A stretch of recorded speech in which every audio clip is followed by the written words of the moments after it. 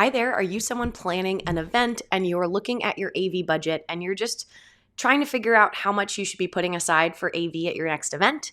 Well, I'm an event producer and I'm going to break down one really important thing that I do every time I make an AV budget, and it's talking about needing a contingency line item. So I'm going to break down exactly how I use it in my event budget so that you're better prepared for your next AV side of your event.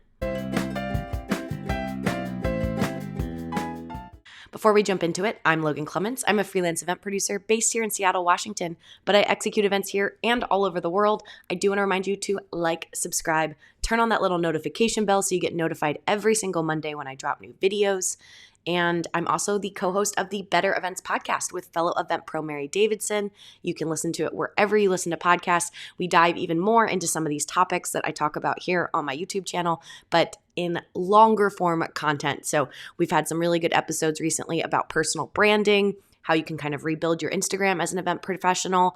We also talk about goal setting, reflect on what we did in 2023, set new goals for 2024, and much, much more. So go give it a listen wherever you listen to podcasts. So this is all based on a question that I got from a event client who was asking me what I recommended when it came to their production budget. And the thing that really came to my mind was that they need to make sure that they have contingency in there for their AV budget. Now, this applies to you whether your AV budget is $2,000 or if it's $200,000 or $2 million.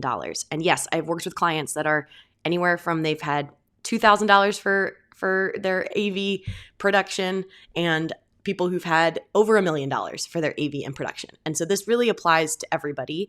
Again, when I'm talking about AV, I mean audio, visual. I use AV and production kind of interchangeably, but just think about any microphones, sound system, projector, TV, anything you need for your event. And you might already have this in your overall event budget, which I guess first pro tip, if you don't have contingency built into your overall event budget, you need to have contingency.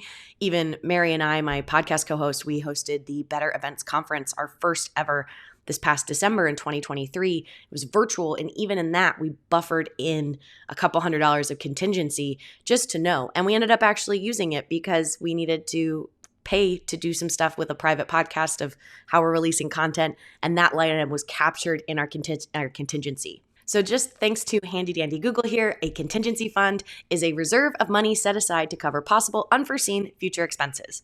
And so as an event planner, you know that there are going to be unforeseen expenses that come up at your event. And while you want to plan as well as you can to avoid that, I will always encourage you to have a contingency. So whether you have an overall event contingency, that's a bare minimum. I would also in addition, have an AV budget contingency. So saying you're comfortable spending 20 grand on AV, maybe you actually try to come in at closer to 16, 17, 18,000 and leave 2,000 for contingency.